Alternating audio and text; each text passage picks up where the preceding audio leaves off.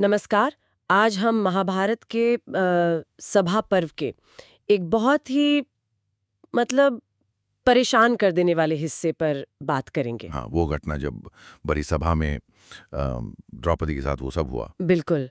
चौसर के खेल के बाद हमारे पास इसका पूरा ब्यौरा है और हम कोशिश करेंगे कि इसके अलग-अलग पहलुओं को समझें। हाँ, मतलब किरदारों के अपने-अपने तर्क क्या थे, धर्म का सवाल कैसे उठा। और कैसे इसे घटना ने आगे चलकर वो जो इतना बड़ा युद्ध हुआ उसकी कह सकते हैं नींव रखती। तो चलिए इसी पर गहराई से बात करते हैं। तो खेल में जब द्रौपदी को जीत लिया गया, उसके बाद दुर्योधन ने विदुर को बोला कि द्रौपदी को दासी बनाकर लाओ। हाँ, पर विदुर कहाँ मानने वाले थे?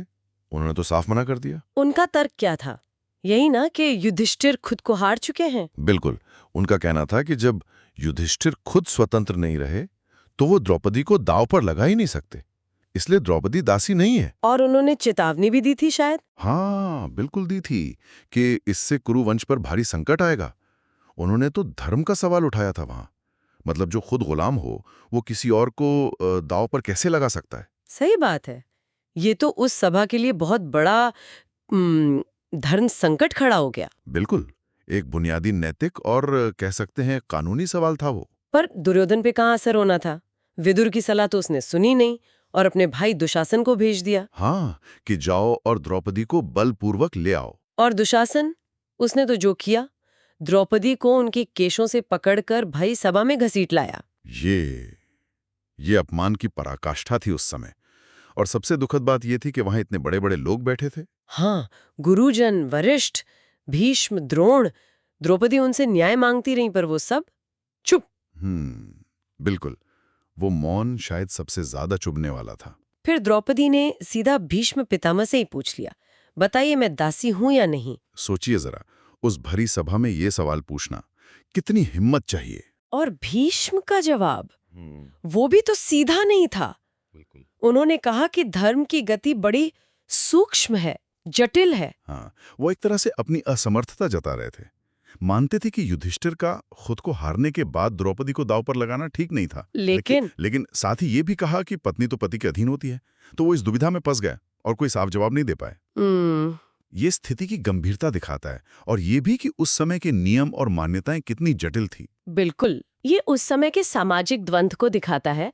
सब जैसे नियमों में जकड़े हुए थे। लेकिन तभी उसी सभा में धृतराष्ट्र के पुत्रों में से ही एक विकर्ण वो खड़ा हुआ। हाँ, विकर्ण का खड़ा होना बहुत बड़ी बात थी। उसने हिम्मत दिखाई और तर्क दिया। कहा कि युधिष्ठिर से छल हुआ है, उन्हें उकसाया गया। पहले वो खुद हारे, फिर शकुनी के कहने पर द्रौपदी को दांव पर लगाया। सही। और इसलिए विकर्ण ने कहा कि द्रौपदी को दासी नहीं माना जा सकता। और कई लोगों ने उसका समर्थन भी किया, है ना? हाँ, बिल्कुल। सभा में कई लोग विकर्ण की बात से सहमत थे। यह दिखाता है कि वहां सब एकमत नहीं थे। कौरवों में भी कोई था जो न्याय की बात कर रहा था। पर ये आवाज दब गई। कर्ण ने विकर्ण को चुप करा दिया। हाँ, कर्ण ने उसे बच्चा कहकर चुप करा दिया और फिर उसने द्रौपदी को और अपमानित किया। और फिर उसने दुशासन को वो आदेश दिया द्रौपदी को निर्वस्त्र करने का। जी। जब दुशासन ने द्रौपदी का चीर खींचना शुरू किया, तब वो बिल्कुल असहाय हो गईं और उन्होंने भगवान कृष्ण को याद किया, उनसे रक्षा की प्रार्थना की। और तब वो चमत्कार हुआ जिसके बारे में सब जानते हैं। हाँ, कृष्ण की कृपा से द्रौपदी की साड़ी बढ़ती ही गई। दुशासन खींचते खींचते थक गया, पर वो वस्त्र खत्म ही नहीं हुआ। सभा में सब हैरान रह गए होंगे। बिल्कुल, सबने दुशासन की निंदा की।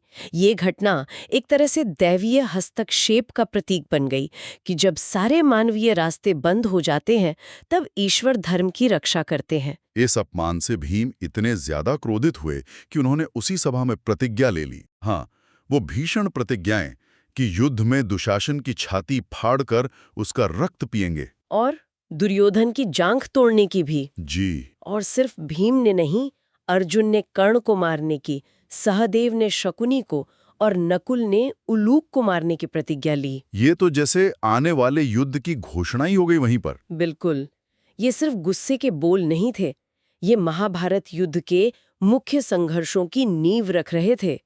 व्यक्तिगत अपमान अब कुरुक्षेत्र में चुकाए जाने थे।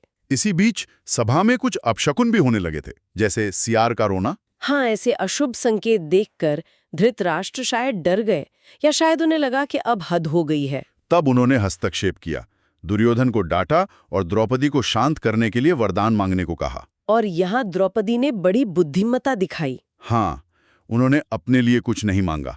पहले युधिष्ठिर की दास्ता से मुक्ति मांगी, फिर बाकी पांडवों की, और उनका खोया हुआ राज्य भी वापस मांगा। तीसरा वरदान उन्होंने नहीं लिया। मैं लिया, शायद इसलिए कि शत्राणियों के लिए 2 वरदान ही उचित समझे जाते थे, या वो और एहसान नहीं लेना चाहती थीं।